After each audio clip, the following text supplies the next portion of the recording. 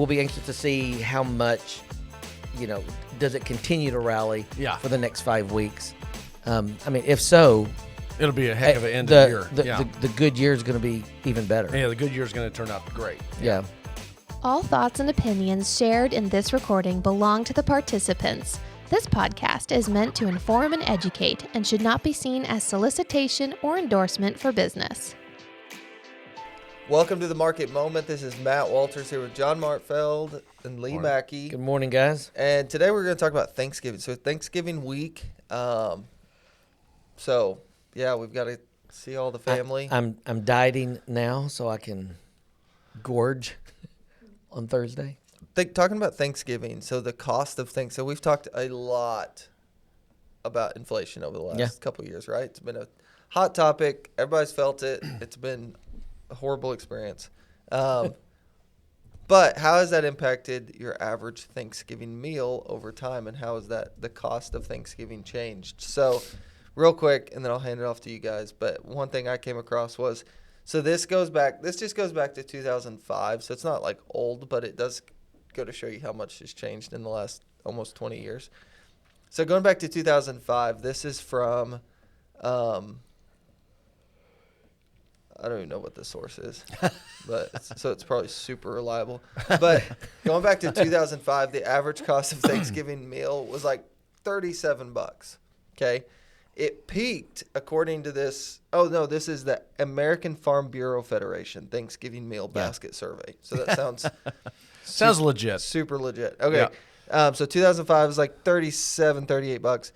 2022 was the peak, which was, where was it? $64.05 in 2022. So wow. Yeah. So up from 37.38 all the way to 64 in like a 17-year period. Last year was down a little bit from the peak in 2022, and this year is expected to be down again. 2024 estimates for the dinner for the 10 people is expected to cost about $58.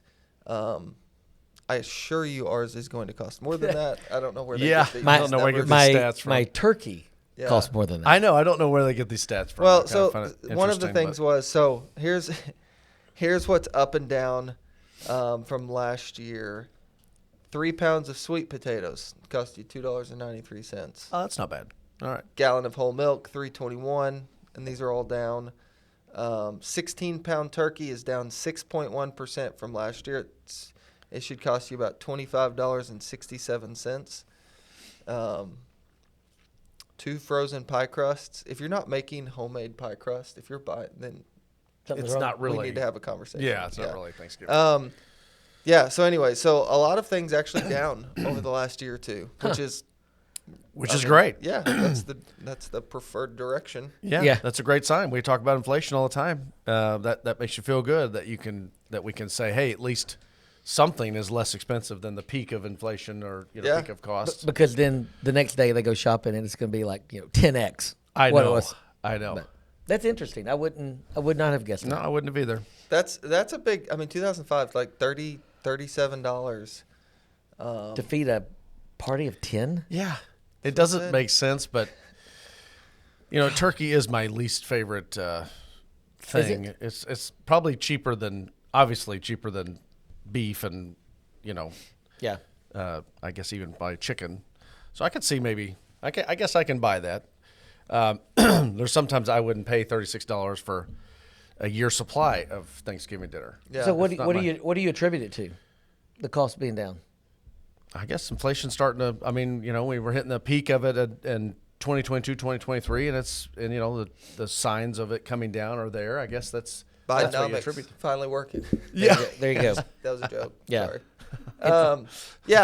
We were in a very unique situation coming out of COVID. Yeah. So 22 was kind of like, and what everything like was the pinnacle of. Yeah. Everything was scarce.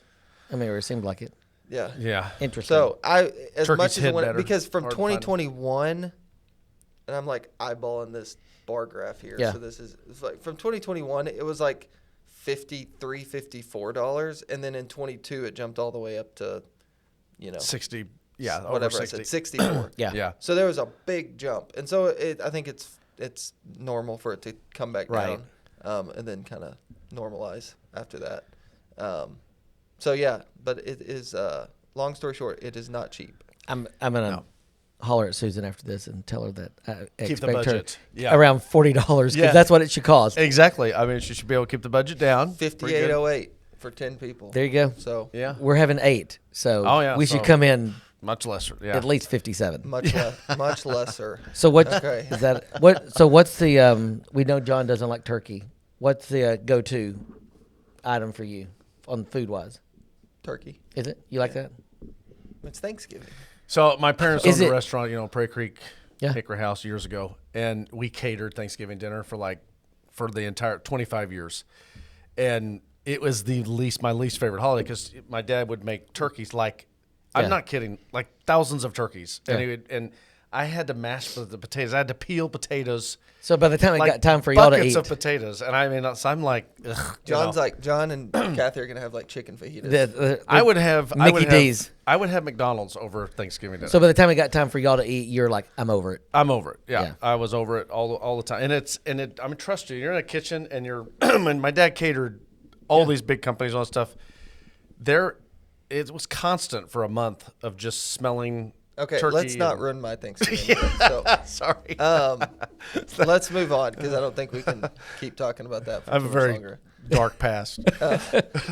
Okay, so what is the market? So looking at market performance. So, talking Thanksgiving meal. We just wasted 10 minutes talking about that. But that was a great what time. does Riveting. the market do now that we're at Thanksgiving through the end of the year? Historically, what has happened? What should we expect? And does that mean anything? Okay, according to CNBC, this is since 1990. They've done this these little tests.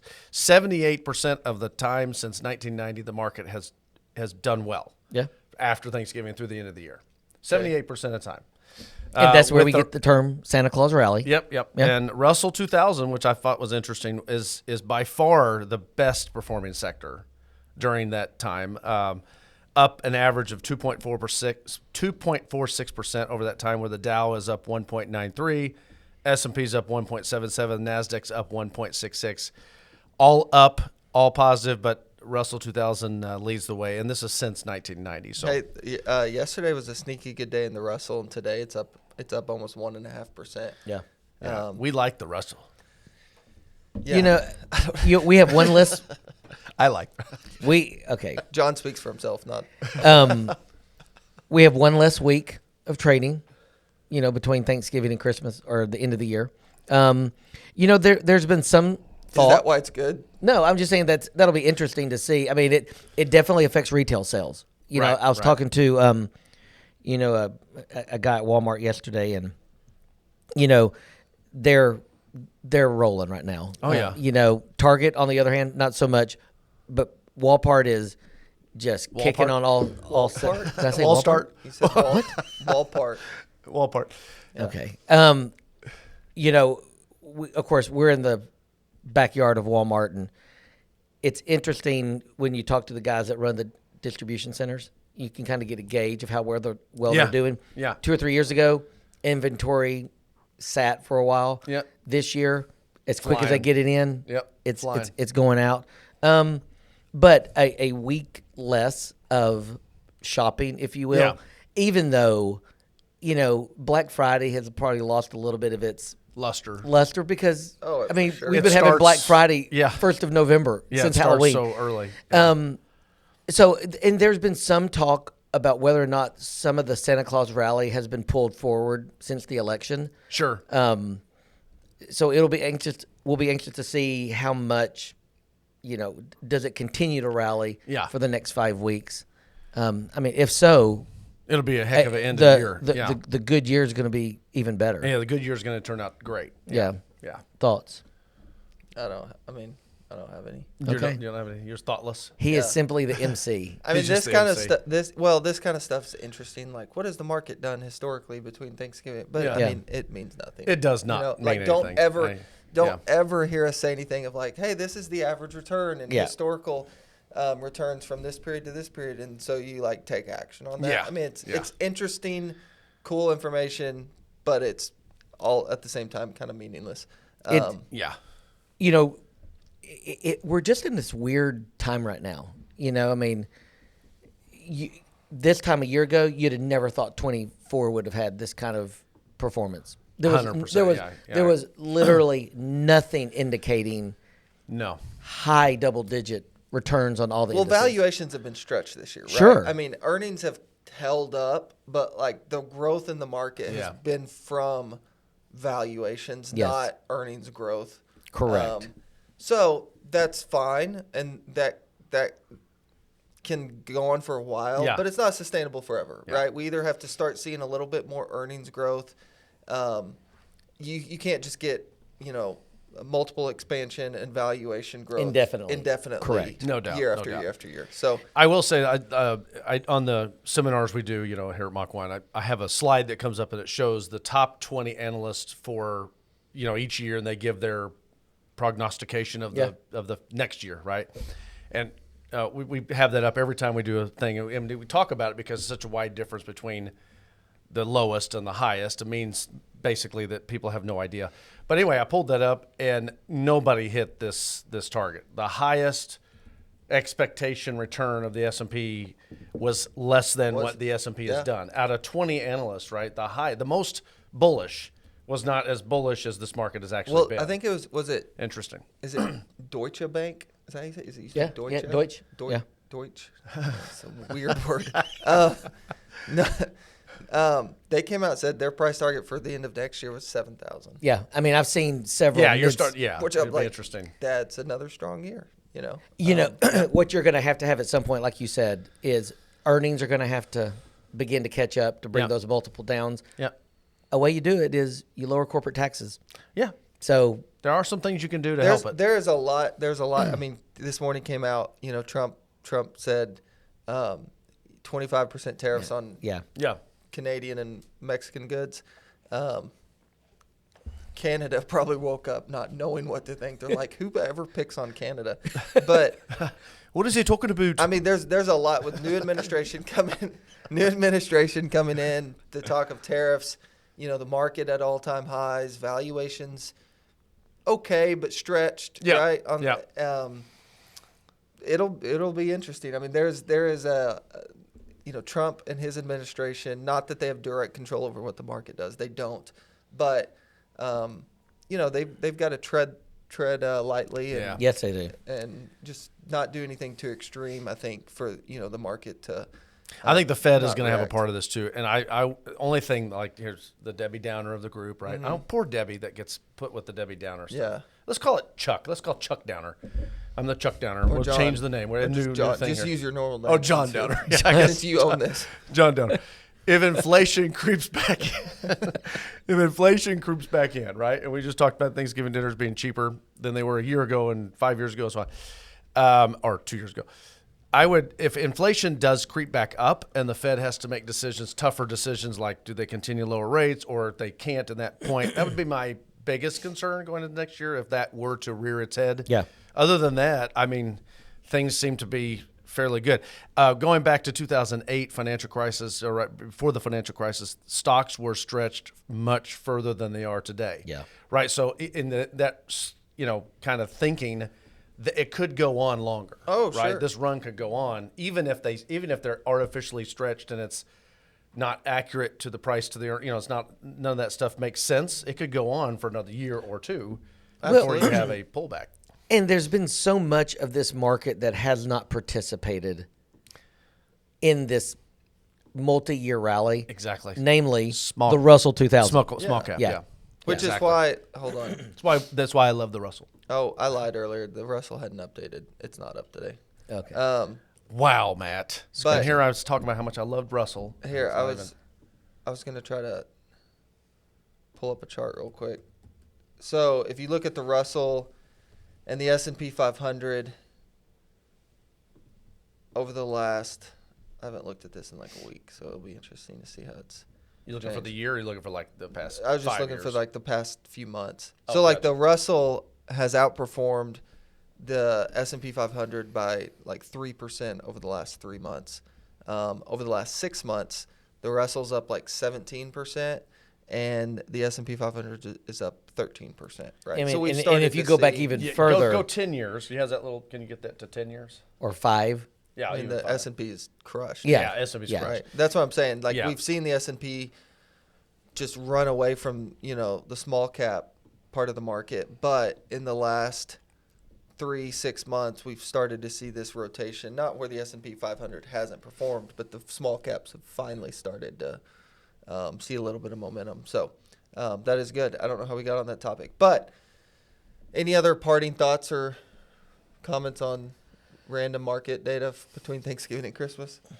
No, just all I say. Every stock was once a small cap, right?